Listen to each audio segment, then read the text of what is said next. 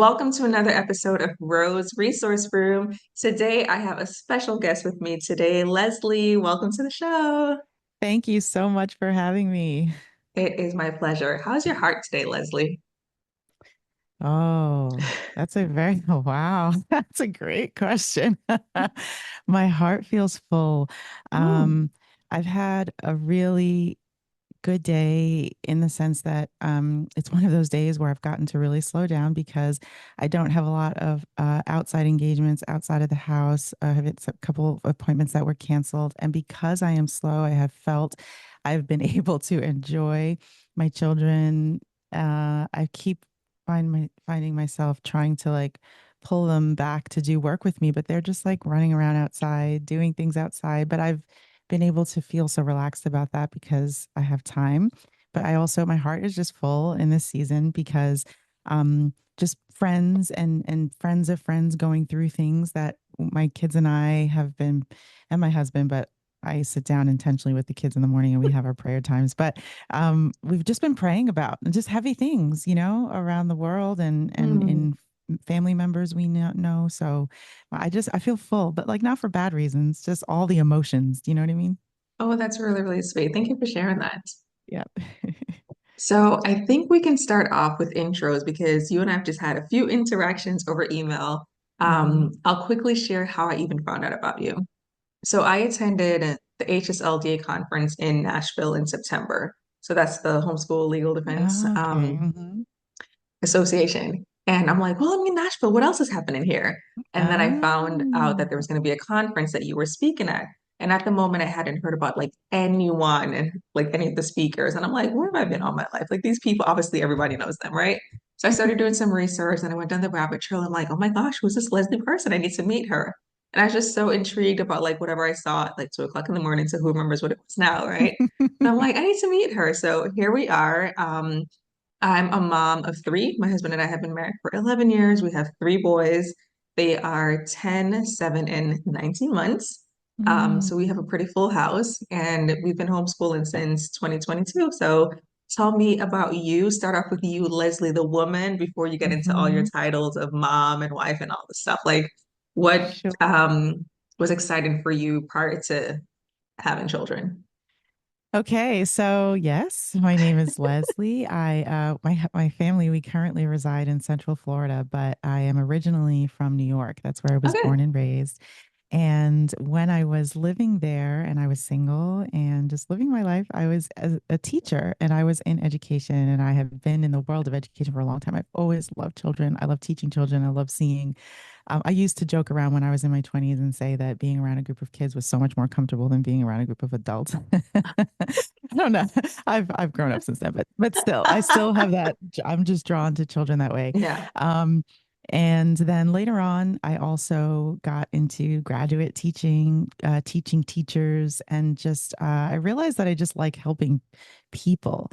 Mm, And not only, I guess, like sort of whether it's children or older people, just mentoring people through like the phases of growth mm. and helping them see things and discover things about each other and about themselves. And I love that.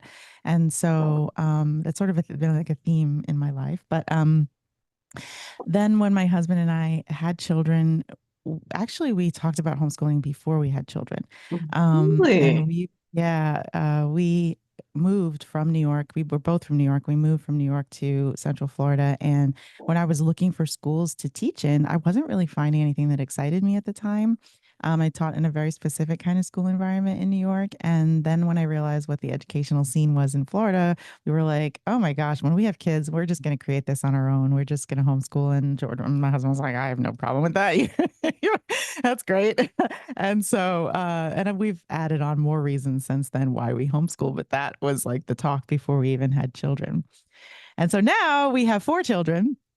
We've been married since 2007. I've known my husband practically my whole life though. Like we met when he was 12.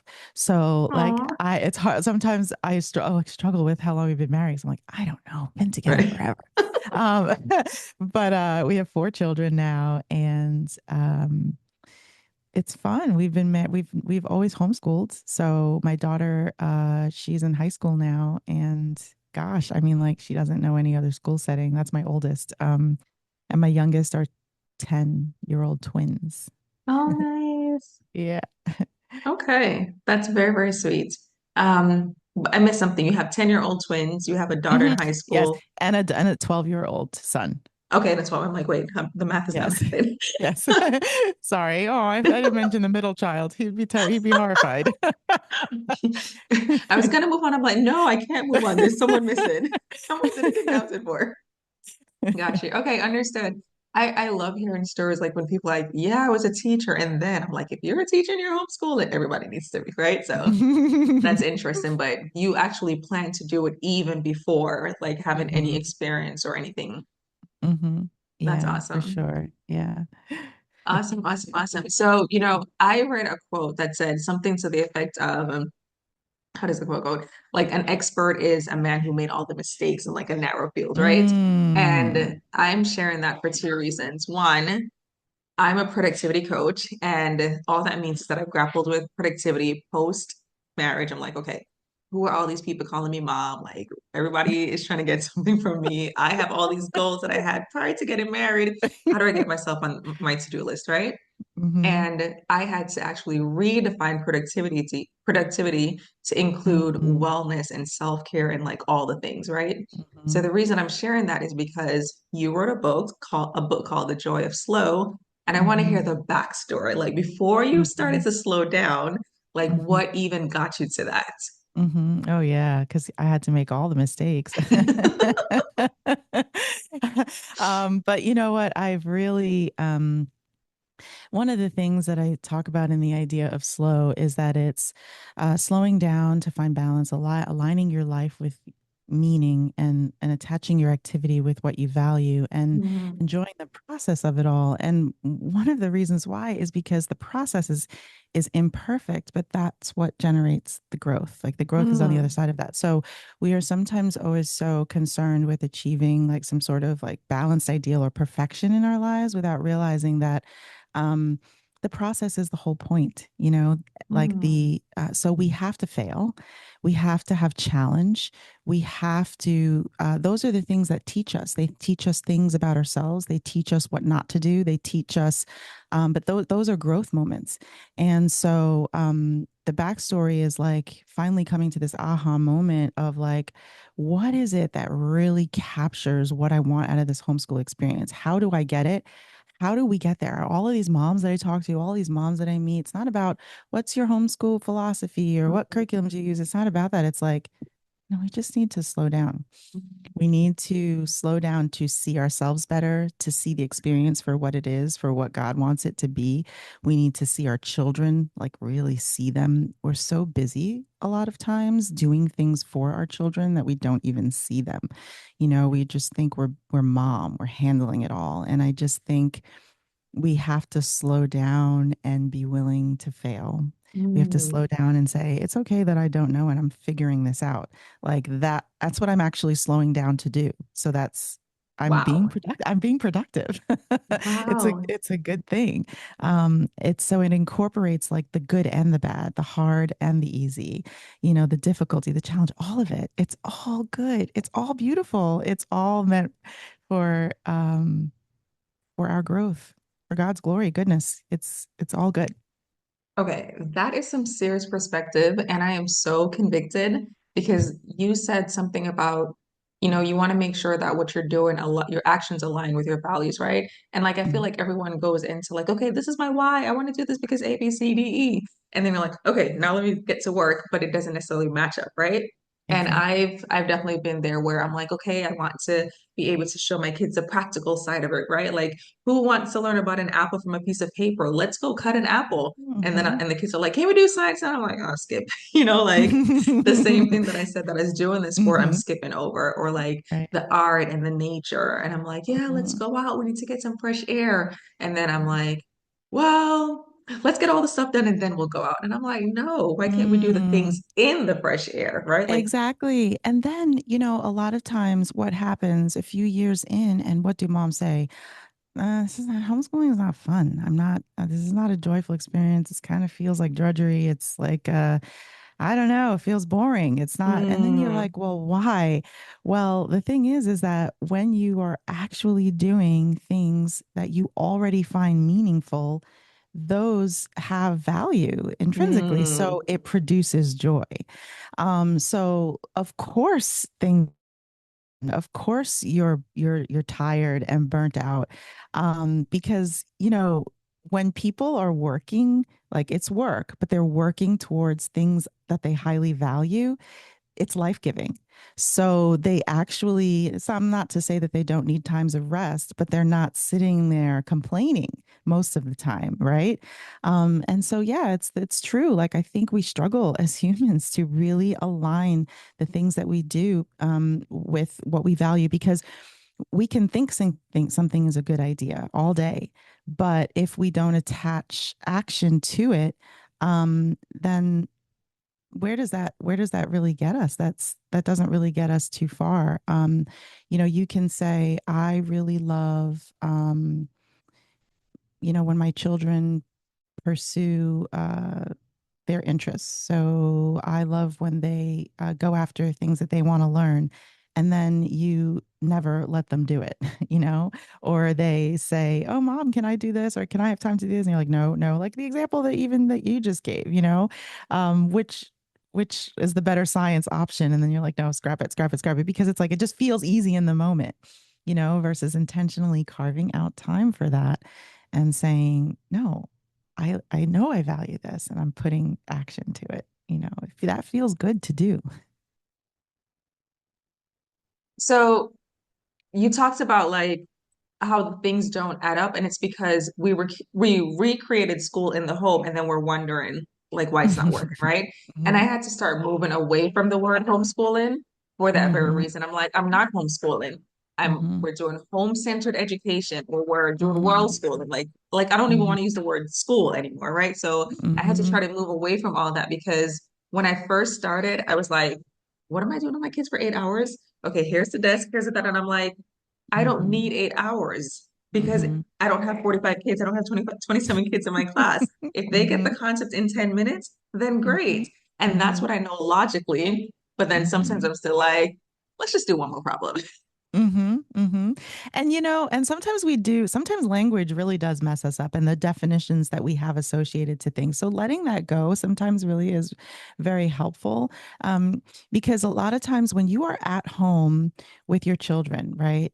And you just start seeing them learning and interacting with different ideas, whether you're sitting down and it's through curriculum or it's through something that the family decided to do, a project that they're doing, or out at the grocery store. I don't know. You just start seeing how, no, like we learn in all of life, and we have these categories. When we send our kids off to school, we tend to associate that, oh, that's the place where the learning Hmm. happens. But when you don't have that, and when they're home with you, it all starts to blend together in a really refreshing way that you sometimes dropping some of those definitions and labels that are meant for that environment is helpful for sure. I could not agree with you more. I used to believe, I wouldn't say it out loud, but based on my actions, I believe that learning happened in a vacuum, right? So it's like, this is learning time versus, no, we're learning all the time. When I go to the grocery store and I'm kind to someone, they're learning kindness, they're learning character. When we're Mm-hmm. doing bacon and we're doing okay, let's not do 1 cup, let's just do half batch. That's math, right? And like, I know that intellectually, but it's not always easy for me to apply it. Like when I'm planning, I'm like, yeah, I'm gonna do this, and it sounds so beautiful. But one thing that you said really, really, really captured me was when you said something to the effect of the process generates the growth.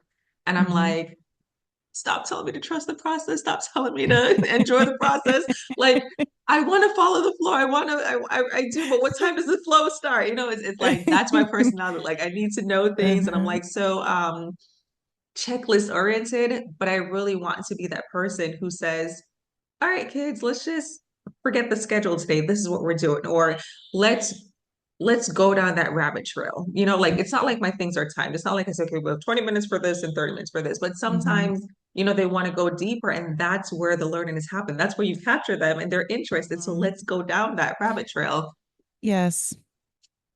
Yeah. Because, the truth of the matter is, even things that are learned from a book, Mm, when you think about what it takes to truly learn something for an idea to be cemented, that idea needs to be practiced over and over again. Or, a skill, let's say you're learning a yeah. skill, it has to be practiced over and over again in different contexts. You know that you've truly learned it when it translates from one context to another. Like those are all, I mean, you can pick just about anything. And that's like the process of natural learning that happens. So even when you think about something that you've interacted with a book, something that you learned when I was in, I don't know, whatever grade, and I learned fraction, not percentages and fractions, right? Like I might have learned it in the book, but where I always remember that being practiced is shopping and sales and being Wow. with my mom and just like quickly trying to figure out how much we'll pay for something if something was 20% off or Mm, 30% off. Like, but it's like over time, and it wasn't one time, wasn't two times. Like, goodness, I'm probably still practicing in a lot of right. ways. You know what Yeah. I mean? And so, like, I think that we forget that too, that like, sometimes we want them to present kids with something in a book from a book and they Mhm. learn it and they repeat it back to us and we're like, check, got it, they learned it, on to the next thing. But we don't ever want to say, well, in 10 years ask them again and see if they know it, because we know that the answer is Yeah. going to be probably not, if it's not something that they were interested in, Yeah. if it's not something that they wanted to dive into and explore more, if it's not something that they practiced many many times. um and so yeah, why not go along with that Mm. genuine interest from the child? You already have that buy-in. Like there's so many reasons why that's a good thing. There are so many reasons why it's a good thing. I can tell you so many reasons why I haven't done it. One of them being I'm Caribbean and the mom makes the decision, Oh, for right? sure, for No, sure. Oh no, my but for real though. gosh. It's true though, but because a lot of times though we have to, we all have these like hangups and biases. It's based on the Absolutely. way we raise, cultural ideas, and so like there are things we want to do with our children, but Yeah. we're just like something's getting in the way. Absolutely. And it's Yeah. not until you peel the layers back that you're like, Mm-hmm. oh, that's the hang up? Really? I can Yeah. move past that, right? Because there's Yeah. some behaviors that are so ingrained in you that you don't Mm-hmm. even realize that it's your like knee-jerk reaction until you're like, but why am I doing that? And then you're like, Mm-hmm. oh, okay. Like even something is this is completely off topic, but I remember years ago I was like so exhausted and I was just like, I just need a house cleaner. And I'm like, I'm Jamaican. I can't have a house cleaner. I need to clean my own house, right? Like Right. something That as simple just as in that, there. as Mm-hmm. if it strips me of my womanhood and my character. If Exactly. really, right? And Mm-hmm. and it wasn't even about the money at the time because there were all these ads for $19 for 3 hours, like on hand in all that stuff. And I'm like, it wasn't even a financial hang up. It I was get a it. cultural thing in my head that Mm-hmm. said, no, you will Mm-hmm. not have someone clean your house. And I'm just Mm-hmm. like, Mm-hmm. so back to the education piece, like I remember a couple days ago saying to the kids, hey kids, I want to try some unit studies. What are you interested in? Mm. And in a space of like 5 minutes, they blurted off like 20 topics. And I'm like, oh, okay. And that's Wow. what we're doing now. So last week we That's did so cool. electricity and magnetism. That was not going to come to my head unless that was a science topic for that Ah, week, right? right. I love This that. week we're doing ancient civilization. I'm like, another random thing I wouldn't have come up with. But to your point, Mm-hmm. you get the buy-in. But before it was like, I'm the adult, I'm the teacher, I'm the mom, Mm-hmm. I make the decisions. And Mm-hmm. early you said how you may meet someone and you're like, what curriculum do you use? That's me. Every time Mm-hmm. I meet someone for the first time, I say, hi, what's your name? What curriculum do you use? Right? Versus Mm-hmm. like I didn't even get into philosophy and approach. It was like, what curriculum do you use? Because I'm the shiny object syndrome, like, oh, I didn't try that one yet. Uh-huh. Let me go check that out, right? Right, right. Versus us actually creating something that works for us. Nothing against curriculum. Obviously, that wasn't the point you were trying to make, but Mm-hmm. leaning into the child interest and slowing down. Slowing down enough to do that, and not, and realizing that when you do slow down, you're also inherently redefining progress and success, because Mm, just because you did that, you might not have finished your curriculum book, you might not have gotten to the very last page, and it's not like you have to carry that into the next year and say, no, no, we still have to yeah, check that off. No, no, you're done. you're You done. did something else in its place that's Mm, just as worthy. And sometimes I think it's really helpful to always just whether you're, spontaneously creating things based on the kid's interests or looking through using a curriculum, sometimes I think it's really helpful to always consider, well, how far have we come? What is the progress Mm, gained? What has really been birthed out of this experience? Like to really look at that mm. closely, because sometimes we're so worried about the checklist and the stuff that's not done that we forget to consider all the stuff that has been done, like all the things, all the ways that there has been progress.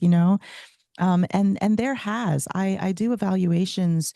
I have a teacher certification. So in the state of Florida, there are many homeschool families who need a yearly evaluation from a certified teacher, and the statutes of the Florida law say that the teacher basically is signing off that the child has made significant, but not significant, but progress can measure it with their age and ability, right? I'm like, do you Mm. know how difficult that is to prove that a child hasn't made progress?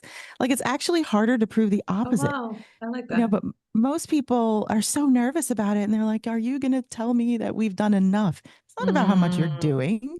It's not about, I can have one conversation with a child and tell you if they've made progress Oh, for one wow. entire year. Do you know what I mean? Wow. It's so yeah, yeah. It's really, we have to really think about how we're defining that. Even just this morning, my kids and we do this once a week. I love writing. I'm a writer, and we do these free writing for 10 minutes in the morning, where Nice. sometimes I give them like a topic to just explore. But it's like, no, it's not about spelling. It's not about getting anything right. And I have more than one dyslexic child. And so, like, reading and writing are not something that came very easily. And so there was a time when I was like, "Ugh, why am I even like doing this? Because this is like torture. It's hard." Or they're giving me Mm. like three sentences, and I'm like, but I would always like affirm them and, find something when if and when they wanted to share after the 10 minutes, like find something to affirm, find something to affirm. This morning, I said to them, all right, I don't want to give you a free writing topic. Does anybody have any suggestions about what they want to free write about? So one kid said, I want to do practice descriptive writing and I'm going to try to describe a fruit and you guys have to guess. And I'm like, Nice. okay. And another kid said, I'm going to write of the life from the perspective of our dog. And I was like, okay. They all had their own ideas. Yeah. And we all, free wrote. I was practicing writing a poem, poetry style. That was what I chose. And so we free wrote and we shared. And I was all teary. I get so emotional. And I was like, wow, the progress. Number one, you Mm. guys thought and generated the topics for free writing today. Number two, we could not have done this a year ago. Number three, and sometimes we need to do that with the kids and just celebrate how far we have come. It doesn't matter if we got there as quick as someone else thought we should get there. The point is, Mm. God, we are progressing. We are making progress. We are growing. We are becoming better. So Mm. exciting. All right, so send me your Cash App for two reasons. One, my kids probably want to send you some money for like all the gems that you're sharing right now and like shifting my perspective. And two, like you are dropping like this is a message. This right here is like we need tithes and offering on this message after we're done. That's all I'm saying. You're But so funny. but for real though, like what you're talking about, like with the progress, for me, I think it's oh, we completed this book, we made progress. But what about just Mm, the topic in between? What about the hmm. fact that when you were doing subtractions, you were flipping this or doing this or not borrowing, not regrouping, not doing this, but now you are. Like, why isn't Hmm. that enough? Why does that have to be the end of the entire book? Right? Because I do Right. make a big deal about, oh my gosh, Hmm. you finished that, you did that, da da da. But like, I'm not as good as the smaller celebrating the Yeah. wins. And Yeah. I do that for my clients, right? With the adults, I'm like, celebrate the small Mm. wins, da da da. Like, you don't Yes. have to wait for the big moment. With my kids, I'm like, where's the big moment? Where's the Yeah. milestone, Oh right? my gosh. And kids need that too, because Of think of them, they're course. smaller. Like for them, those smaller milestones probably seem even bigger than they do for us, Absolutely. right? Yes. Yeah, but Yeah. it's not until you're talking about that you're like, oh, okay, maybe I can apply that to my kids too. That would be Hmm. nice, right? Yes, that'd be nice. All right. So help me with this, right? We talk Yes. about like how do you slow down when you see all the gaps? Because I appreciate your transparency in saying you're when you're doing writing, you're focusing on the creative aspect and that's what you're affirming. Hmm. My brain doesn't work like that. My Hmm. kid would like articulate this amazing thing and then write it. I'm like, spelling error, grammar, Hmm. this, and that's how my Hmm. brain is going, right? Like, Hmm. how do you slow down? Because you said two things. One, the other piece was like, it doesn't matter if someone else thought we're supposed to get there. So whether that's me looking at a scope and sequence or looking at what public school would have been doing at this age, at this grade, how Mm-hmm. do you slow down when they're all those things? And then I'm going to complicate it a little bit more. How Mm-hmm. do you slow down when there's all this clutter in your house and you're like, if you guys don't clean this floor, there will be no peace and joy in this house. Like, how do you balance all those things? Yeah, yeah. I'm asking for a friend. This is not for me. Yeah, no, yeah, it's just for fun. Um, multiple answers, I think. So, like with something like writing, I think it's really important sometimes to separate all the things that we're trying to do. And because I love writing and I want my kids to see themselves as writers because writers just means that you can generate good ideas. And so, just because you struggle with mechanical aspects of writing, I don't want that to stop you from seeing yourself as a writer. So, I'm going to separate the two. There are definitely going to Mm, be times when I'm affirming your ability to generate ideas and be thoughtful and imaginative and creative.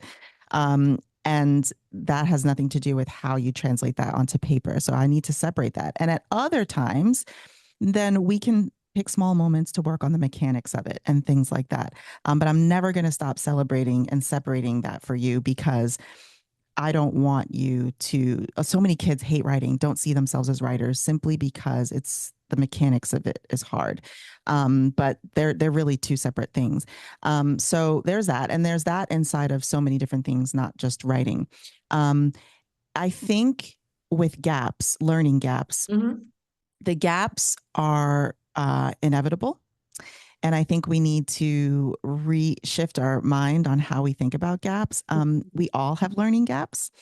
Um, Adults have learning gaps. The key is how we interpret them. mm, Unfortunately, we look at gaps and we want to say that it equals not being smart, it equals lack of progress, it equals failure. And that is so unfair to me and mm, so detrimental, I think, in terms of how a child can possibly see themselves. You know, like, can you imagine just because mm, you did not know the 10 answers on this 20-question test about a very specific, limited range of information that I am therefore interpreting that to mean that you have deficits? Like, what? Like, do you, I don't, it's just, it's too much. It's just, to me, that's very unfair. Because the thing is that we all have gaps and we can decide when some of those gaps really should be closed, right? Like, if I wanted to go out tomorrow and decide to be a brain scientist, I have a lot of gaps I'd need to close. I can do it, but yeah, you know, like there's bodies of mm, information that are, so I think it's how we interpret them. And if you notice that there are real challenges that your child has, struggles that they have, learning difficulties, things like that, we don't have to deal with them in any sort of like crisis level management where everybody is scrambling, you know, um, because we've said, no, I'm going to slow down and I'm going to do what this child needs at this child's pace in a healthy way that allows them to see themselves as strong, as mm, smart, and as capable. What does that take for each individual child is going to be something very different. But if it means for one child, we're using one curriculum book for 3 years, but making progress steadily throughout, that's what we're going to do. oh, If wow. it means that for another child, we are completely tailoring this education to be something that you need differently than what I'm finding in other like we're going to consider the individual needs of each child. And we're doing that in a way that's progressive, but Mhm, it's not on some prescribed timetable.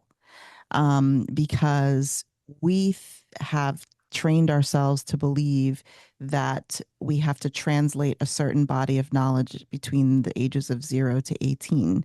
And mm, and who decides what that body of knowledge is? that's right. Who decides that it only takes 18 years? Who, Hmm. who decides that? Do you know what I mean? I was laughing the other day because we have a friend of the family who is a vet. She is a working vet. And she was making us laugh and saying that she hated math and she did everything she could to avoid math. And even when she got to vet school, she figured out how to do everything she did with the least amount of math classes. And I was just looking at her like, this is like a funny story that we really need to hear because you think Yeah. science field, she probably knew all the math and science things. And she was like, no, I hated that. I just wanted to be a vet and practice vet. I'm good at what I do. But so you think of like bodies of knowledge and like Yeah. who decided what the core curriculum is for even Mm. like when you get to college, like who decides that that's the core body of knowledge? You have to really question that because it's different across countries, it's different across states. And Mm. so like it needs to be questioned. And is that really true? Is that really true? Is like there's like I know that's like a whole convoluted answer. That's like thinking about a whole lot of different things, kids at different stages and levels and ages as well. But I just think a lot of that needs to be questioned. It's not as clear cut. So if I didn't know, I would think I gave you questions ahead of time and you just like prepped really, really well because I'm asking you like all these random things and you're like, well, let me tell you about this and that multi-pronged question that you gave me here, let me attack that real quick. But what I'm taking away from it is there's this quote that I'm completely going to butcher, but it says something to the effect of if you judge a fish by its ability to climb or something, the fish will ever forever think Mm-hmm. that they're dumb. And that's what you're saying. You're like, really, Ro? So the child did the subtraction backwards, and that's the judgment of their entire character or their academic progress. Like, no. Exactly. So like Mm-hmm. what I'm like on this call, what I'm really grateful for is community because in isolation I couldn't get these gems, right? So like just So being true. able to meet other people and like I've never met you a day in my life. And I was like, Leslie, will you Mm. talk to me? I'm like, okay. Right. But just like having community where you can have these conversations saying, hey, this is what I'm grappling with. This is like you would think this is Mhm. a coaching call versus an interview. But anyways, I'm taking my time. It's Um, okay. the point I'm trying to make is what I'm taking away as my joy of slow is aligning those actions with the values, right? So we talked Mm-hmm. about like harmonizing because like as you're talking, I'm not in my head, not out of kindness, but out of agreement, right? I agree with Mm-hmm. everything you're saying. I'm like, but I know that intellectually, but Mm-hmm. practically, Practically, it's yeah. right. Like theoretically, I Mm-hmm. know something, but I'm not putting it to practice. So I Mm-hmm. think for me, my joy of slow is going to be aligning the two, where something that Mm-hmm. I know intellectually, I'm Mm-hmm. putting into practice and Yes. just slowing down because Yeah. honest, like I'm not even embarrassed to say this. I can't change a tire, and I'm glad that I live in New Jersey because I recently learned how to pump gas. Okay, so I have Mm-hmm. gaps. So in my almost 4 decades of life, I have gaps. Mm-hmm. What am I expecting from the 10-year-old and the 7 year Mm-hmm. old and the not even Mm-hmm. 2 year old? Mm-hmm. We all Mm-hmm. have gaps because we don't need to know everything. So if I Yeah. can focus on teaching them how to learn, not what they need to Exactly. learn. Then you reconsider what is actually most important. Right, So right, true. absolutely. Yeah, Yep. I love Mm-hmm. calling out status quo. Like, but why? Why is that Mm-hmm. important? Like, who said Mm-hmm. that? Who said you need to know how to do that by 6? Who told you that? Right? Yes, I love it. exactly. Oh So my gosh, true. good. This is so, so good. What else do you Awesome. want to tell me? Tell me everything you know. She's like, go buy the book, buy the book. What else you got? Oh my gosh. No, you're just making me laugh. This has been really fun. I wrote it's there's so many. You're so right though about marrying the two, the intellectual to the practical. And I think that we need to give ourselves the kind of grace that allows for that type of struggle. Mm, This is not always pretty. Like the figuring out, the marrying of the two, practical and intellectual, the trying, the failing, the feelings of failure, the feelings of inadequacy, the small wins. Like it's like such a roller coaster, but it's all of it. That's the part that we need to slow down and just mm, enjoy.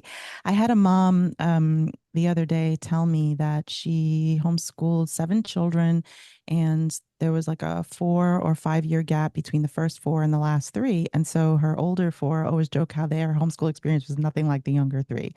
And but one of the things that she said was that they're all well-adjusted people, but the thing that was consistent with all of them was that she maintained relationship.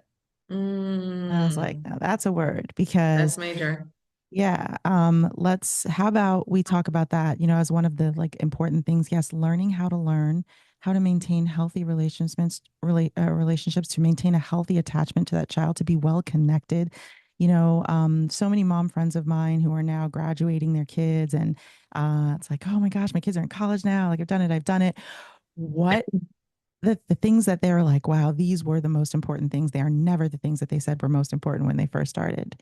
It's like, wow, is my child can he organize himself? Can he go after and pursue knowledge that he wants to learn? Can he work well with others? Is he a kind person? Does he have a strong relationship with the Lord? Does it, like, it's the big things, it's the big picture things. So then when you back up and you say, well, how is it that I actually get there? How do I actually put those things into place? Well, it means that, okay, I want my child to be able to learn how to learn and have all those kinds of skills. Well, what do you need to put into place to get there? Is it like, what are the exports of Peru? I mean, maybe, but that's not, like, That part. I'm not saying that that's not important, but we make that like the thing. And Hmm. it's like, maybe we should relax about that and Yeah. make something else, other things, critical things, the thing. Do you know what I mean? Yeah. Oh, absolutely. Absolutely. It resonates so deeply. Mhm. Um, I want to share something interesting. So I went to the library last week, and as I walked in, I saw something. I was like, the joy of slow. Like how this was like such a case of serendipity because, I had just reached out to you, and then like we're going back and forth over email trying to figure out a time. And then I'm like, oh my gosh, I'm gonna meet her next week. So I'm like That's so reading, awesome. reading, reading. And I'm like, okay, I can't read anymore because I have to write. Like I'm not a passive reader. I have to like Oh yeah, highlight yeah. and I have to Uh-huh. do all the Uh-huh. things. I'm like, okay. I just thought it was like really interesting. So I just wanted to tell you Wow, that. cool. And my middle guy loves Winnie the Pooh. So I'm reading that. And what I love about that I love whole that. character is a simple life. So I thought it was like a good juxtaposition. So Yes. just wanted to share that. Oh, that is so cool. I had kids who loved Winnie the Pooh too. We did like this whole, like, for like 2 years we like went through the Pooh stories and like studied nature things associated with it, talked about like character traits of the different characters. Like we just loved Winnie the Pooh. That and like, well, there's probably so many other things that we loved. But yeah. So sweet. I do want to respect your time because obviously I can keep you here forever, but I just want to I thank know. you so, so, so much. This was Oh, like such a fun interview, and I'm actually going to rewatch it for myself because I have to go back and awesome. take notes on like all those gems you dropped. So thank you so much. Thank you so much. This was really fun. I love that we just got to chat. I love that. Oh yeah, these are my kind of interviews. Like, let's just get to know each other. Yes. So I cool. appreciate you. Thank you so much. You're welcome.